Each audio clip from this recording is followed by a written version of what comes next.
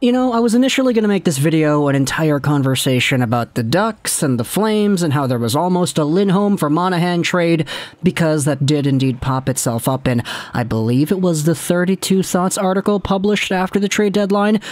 But either way, when it comes to this player on Calgary, there have been so many other conversations that have brought themselves up to the spotlight ever since that Hampus Lindholm thing, that instead of talking about the rejected trade idea, we are instead focusing only on the Calgary Flames player in that specific conversation. And before we get underway with that, I wanted to give a big shout out to my buddy Paul. I don't give Kachuk. He is, as you can tell by the name, a Flames fan. And so his video from yesterday talking about the same Sean Monahan that we are highlighting in this video here today is an absolutely brilliant watch. Go ahead and give that one a view, give it a like, because coming from a Flames fan perspective, Paul does it like no other when it comes to chronicling just how this story goes.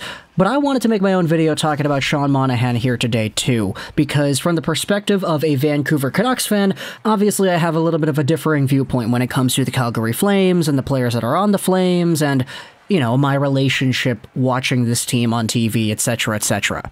So, today we're talking about Sean Monahan, former Calgary Flames first-line center, former Calgary Flames sort of superstar, and how he fell from grace over the span of the past few years in the most unfortunate way possible. The reason we're talking about Monahan in this way is because a few days ago it was actually announced that he will be having season-ending surgery, and even before that we had ourselves Sean Monahan becoming a healthy scratch for the first time in his career. He was playing on the fourth line for a good chunk of the season, which is a very difficult thing to understand, or at least it was for me when I saw Monahan getting placed on the fourth line and whatnot. It was like, okay, Sean Monahan is Sean Monahan. Why is he being played on the fourth line? And then you look at the numbers and you see the statistical decline he has had, and then you explore why this decline even happened in the first place, and ultimately now, you just can't help but feel for the guy.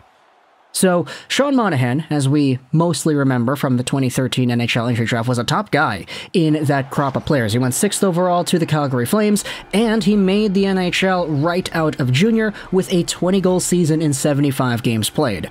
Now, from there, Monahan absolutely exploded onto the scene, posting up, what is that? 1, 2, 3, 4, 5, 6, 7 straight 20-goal years in the National Hockey League for the Calgary Flames, and it really didn't take long for Monahan and his newfound partner Johnny Gaudreau, who had made his debut around the same time, to just absolutely torch the league. 2014-15 is when these guys started to get on my nerves as a Vancouver Canucks fan. That top line of Johnny Gaudreau, Sean Monahan, and Jiri Hudler of all people was crazy good, just phenomenal, and Jiri Hudler led the team in total points, which still boggles my mind to this day how that was able to happen. But Johnny Gaudreau, Sean Monahan, Hudler, these guys formed the top line on the Calgary Flames, and seeing this team go against Vancouver in the playoffs and seeing everything just crumble away like it did kind of stings still, but you know, it is what it is. Radim Verbata had 30 goals that year for Vancouver, but he didn't do anything in the postseason aside from getting an empty net goal. That's all I remember about that. Plus the fact that Lucas Biza scored the last Vancouver Canucks playoff goal for 5 years until they made the bubble in 2020.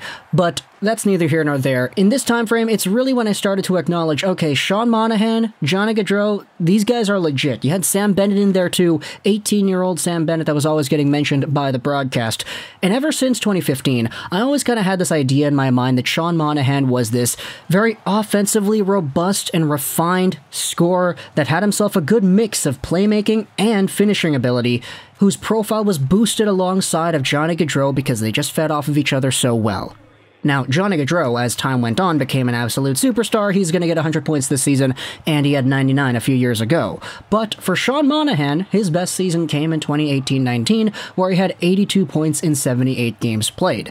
Now, you can see the numbers and how he had 60-point seasons, 58 points in 2017, 82 points in 2019, and then see the 48-point marker in 2020, 28 points in 2021, and 23 points this season. But just looking at the numbers in isolation, that doesn't really tell the whole story here. Sean Monahan in 2016-17 started to go through a whole bunch of injury concerns, and this is really what started to ultimately turn his career for the worst. Now, for some assistance, we're going over onto the wincolumn.ca. This article was published on April 3rd by Khalid Khashoggi, and what they did was they broke down Sean Monahan's injury history as well as what's happening next. In 2016-17, Sean Monahan played the whole season, but he needed wrist surgery following the completion of the season. It was likely that he was suffering from this injury for at least part of the year, and rehabbing his wrist kept him out of the World Championships that year.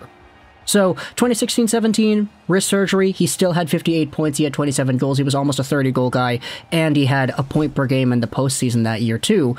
Then you go over into 2017-18. This was the really bad one right here. Sure, Sean Monahan had 64 points, but he only played 74 games on the year. The reason he missed out on those last few games was because he had 2 herniated disc surgeries, a groin operation, and left wrist surgery too, the same issue he struggled with the season before. At the time, Monahan noted the wrist was the key one for him. I felt like I was playing with one hand for a while. I lost all my grip strength in my hand, and it definitely limits you. Monahan saw 2 separate surgery teams, the wrist in New York and the remainder in St. Louis. He was allegedly better to start the following year. Now, I don't know about you, but playing with one hand and still going out there and getting 30 goals is pretty darn tough, and I can't imagine the mental fortitude one would need to exhibit in order to actually do something like that.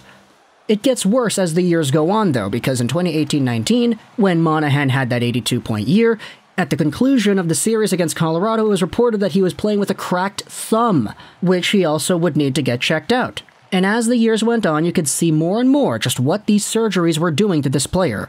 In 2019-20, sure, he did not have any surgeries or any major work at the end of the year, but he only had 40 points in 70 games. In 2020-2021, where he had only 28 points in 50 games, he was shut down for the season to undergo hip surgery on his left side as well. As a face-off taker, struggling with hip injuries is a major concern for his ability to play the game. Monahan allegedly suffered this injury quite early into the year as he struggled to walk to practice, yet he continued to play to help his team win games.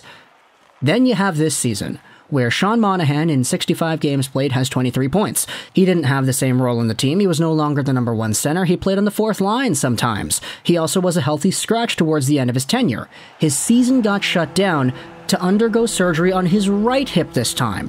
This is retroactive to April 1st, which means that he may have been injured in the overtime loss to Los Angeles, or it could have been aggravated even more that night to the point where the surgery was necessary now as opposed to in the off-season.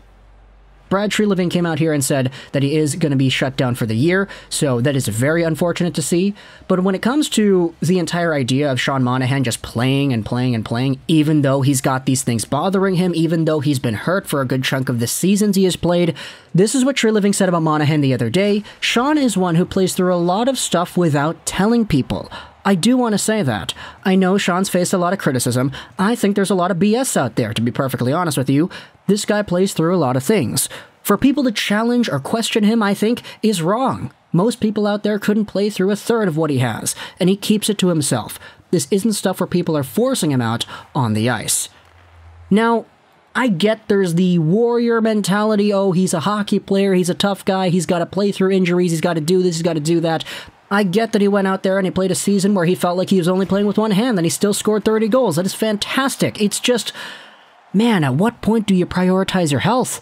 Sean Monahan playing through a lot of things is a good definition of how strong he is mentally to be able to proceed with that. But at what point do you say, sorry, Doc, I can't play?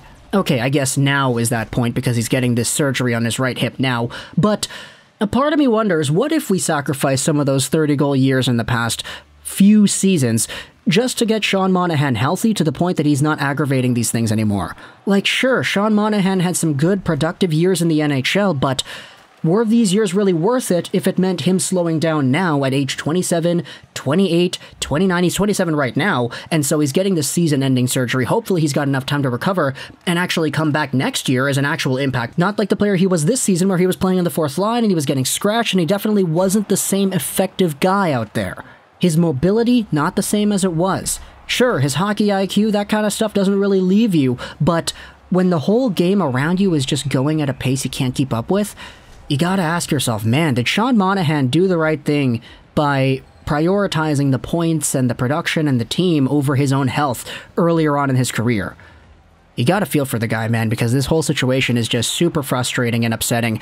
Johnny Gaudreau became a superstar. Like, he is a 100-point caliber player right now, and as a Vancouver Canucks fan, I remember how scared I was seeing Johnny Gaudreau and Sean Monahan suit up against the Canucks, especially in that playoff run, with Yuri Hudler as the other guy, too. Like, it sucks to see because we know what could have been. Sean Monahan was great. Unfortunately, he isn't anymore, and hopefully, you know, 28, 29, 30 years old, hopefully these years serve better for him than 26 and 27 have. So let me know in the comments your thoughts about Sean Monahan and the downfall of his career. I hope you enjoyed this video, and bye.